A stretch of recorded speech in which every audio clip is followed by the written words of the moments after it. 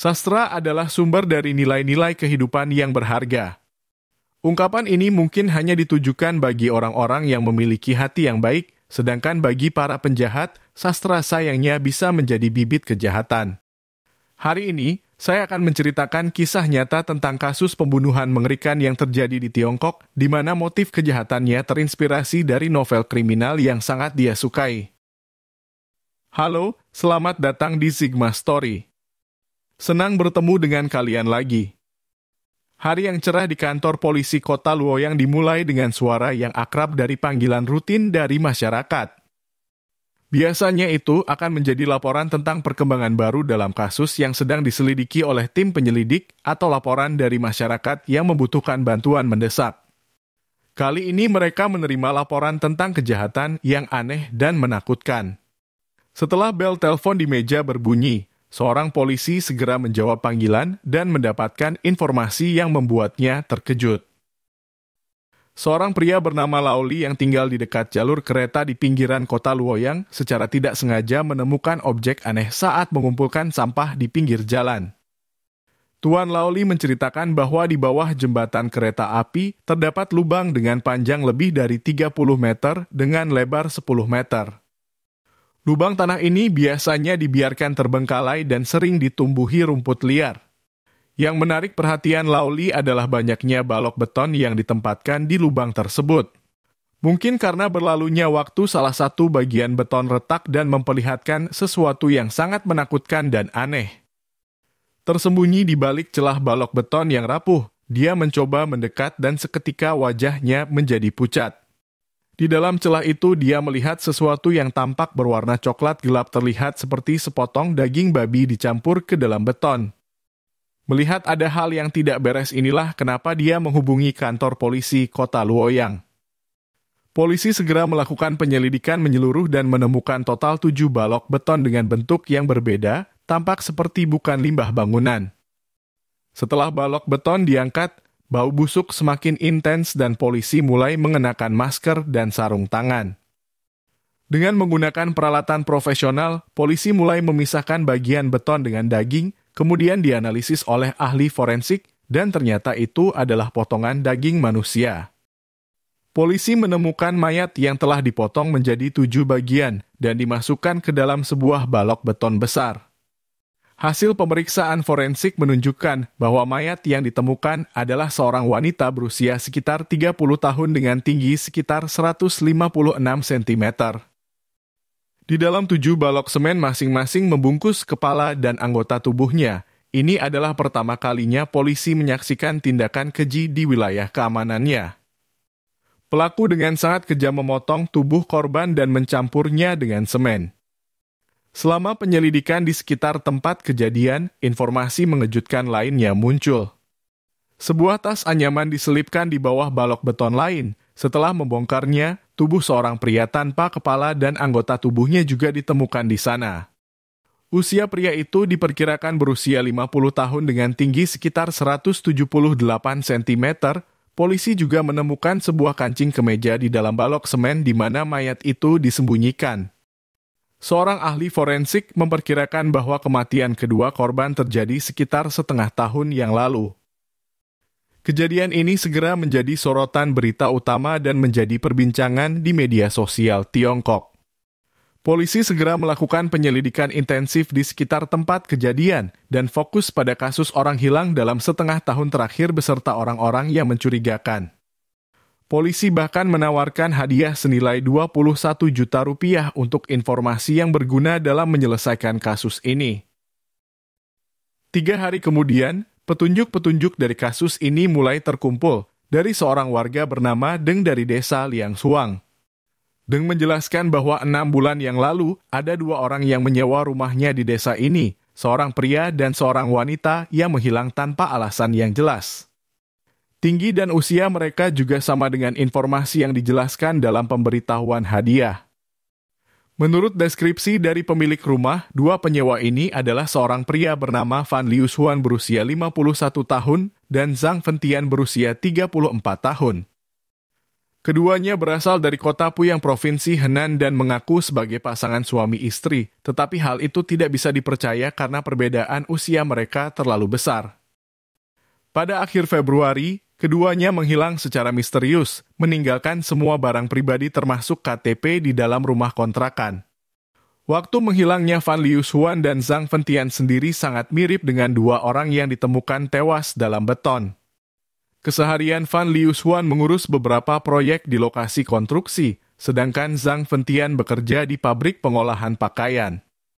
Polisi segera datang ke rumah sewa milik Deng dan memeriksa barang-barang yang tersisa, termasuk dokumen identitas KTP yang menunjukkan bahwa keduanya memang berasal dari kota Puyang, Provinsi Henan.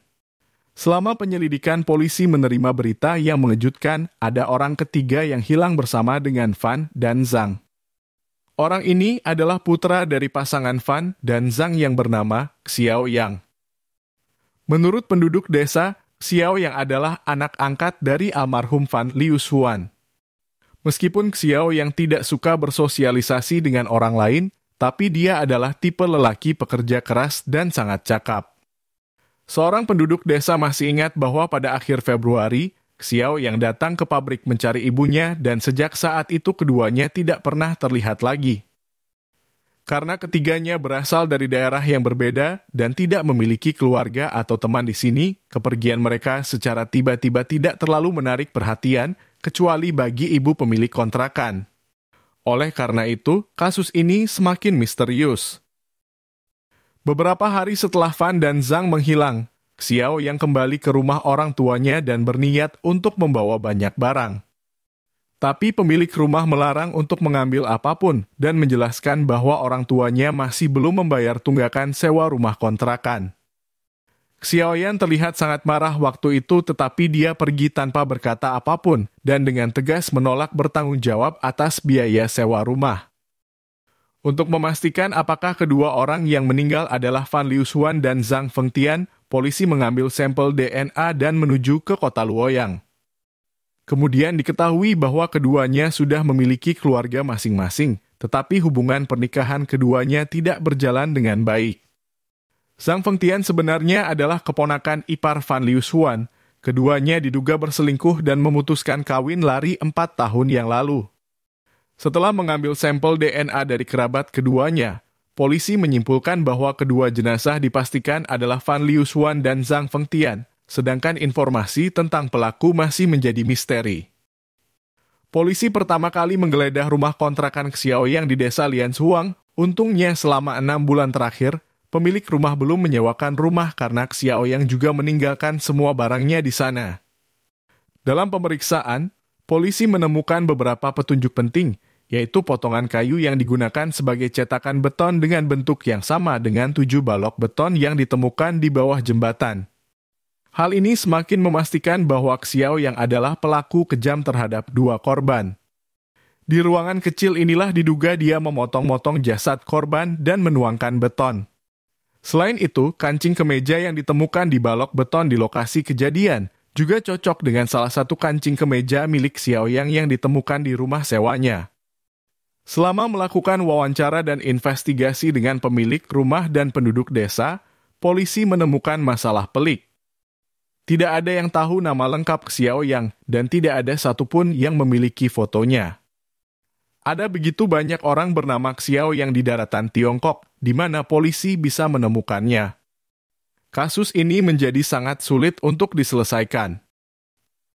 Pada tanggal 27 Oktober 2009, seorang pakar investigasi kriminal dari Departemen Keamanan Publik Provinsi Henan melakukan kunjungan ke Luoyang. Selama kunjungannya, dia secara khusus melakukan wawancara dengan penduduk yang pernah berinteraksi dengan Xiao Yang untuk membuat sketsa wajah tersangka.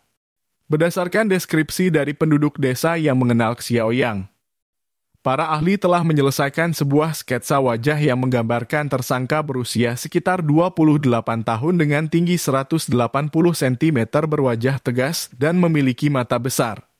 Xiao yang juga memiliki kepribadian introvert dan kurang dalam berkomunikasi. Penampilannya yang aneh dan jarang bergaul membuatnya hidup terisolasi dari masyarakat.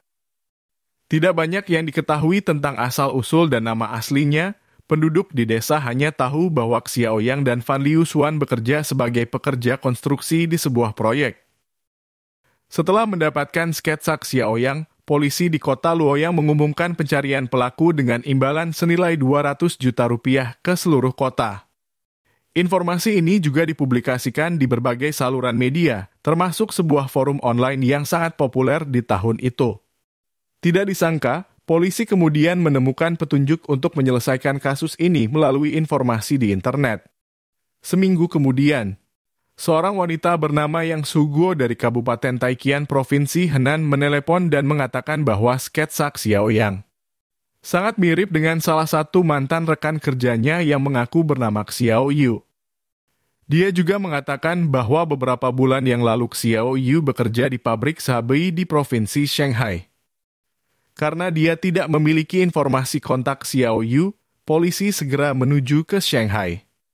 Meskipun turun salju dengan lebat pada bulan November, polisi tetap bergegas ke Shanghai dan menemukan informasi bahwa Xiao Yu telah mengundurkan diri dari pabrik 5 hari sebelumnya dan pergi ke Fuyang di Provinsi Anhui. Setelah memahami situasi, polisi segera menuju ke Fuyang yang berjarak 400 km. Sayangnya karena cuaca salju yang buruk, perjalanan yang seharusnya memakan waktu 4 jam menjadi 15 jam. Dengan kerjasama yang kuat dari polisi Fuyang, pada pukul 1 siang tanggal 11 November, polisi akhirnya menangkapnya di sebuah hotel kecil dekat terminal bus Fuyang. Anehnya, ketika polisi menyerbu masuk, pelaku masih membaca novel kriminal. Bahkan dia merasa heran bagaimana polisi bisa menemukannya karena menurut uraian di novel seharusnya mereka tidak bisa menemukan jejaknya. Xiaoyang mengaku bahwa nama sebenarnya adalah Yu Mushi, berusia 31 tahun, berasal dari kota Fuyang, Provinsi Henan. Menurut pengakuan Yu Mushi, ia adalah seorang anak yatim piatu dan mulai merantau mencari nafkah sejak usia 20 tahun. Berdasarkan pengakuannya, ia tidak pernah memiliki rasa aman, apalagi mudah percaya pada orang lain, sehingga ia jarang bergaul dan tidak memberitahu nama aslinya. Dia juga jarang menggunakan telepon, bahkan sering mengganti nomor pribadinya. Pada tahun 2007, seorang pekerja konstruksi bernama Fan Liuxuan secara tidak sengaja bertemu dengan Yu Mushi ketika bekerja di lokasi konstruksi. Setelah melihat keadaan yang menyedihkan dari Yu Mushi, Fan Liuxuan merasa tergerak dan menawarkan untuk mengadopsi Yu Mushi sebagai anak angkatnya. Awalnya, kehidupan mereka bertiga sangat harmonis. Namun karena hutang senilai 43 juta rupiah, hubungan di antara mereka menjadi retak. Setelah bekerja keras di lokasi konstruksi dari fajar hingga senja, Yu Mushi akhirnya berhasil mengumpulkan sejumlah uang yang cukup besar. Fan Liuxuan mengetahui hal ini dan meminjam uang dari Yu Mushi tanpa berniat untuk mengembalikannya. Meminjam uang itu mudah, tetapi sulit untuk melunasinya. Ketika masa waktu pelunasan telah berlalu, Fan Liuxuan masih tidak memiliki inisiatif untuk membayar hutangnya. Hingga akhirnya, peristiwa tragis terjadi pada tanggal 28 Februari akibat perselisihan terkait penagihan hutang. Pada hari itu, Fan Liuxuan mengunjungi rumah Yu Mushi dengan niat untuk meminjam sepeda motor roda 3-nya, namun Yu Mushi menolak dan meminta Fan Liuxuan untuk membayar hutangnya. Penolakan secara tiba-tiba dan penagihan hutang kembali membuat Fan Liuxuan marah dan akhirnya keduanya bertengkar. Tidak dapat mengendalikan amarahnya, Yu Mushi mengambil batu bata dan memukul kepala Fan Liuxuan secara berulang-ulang hingga akhirnya tewas. Dengan nafas terengah-engah, Yu Mushi melihat kepala Fan Liuxuan dalam kondisi hancur dengan darah dan otaknya berceceran di lantai.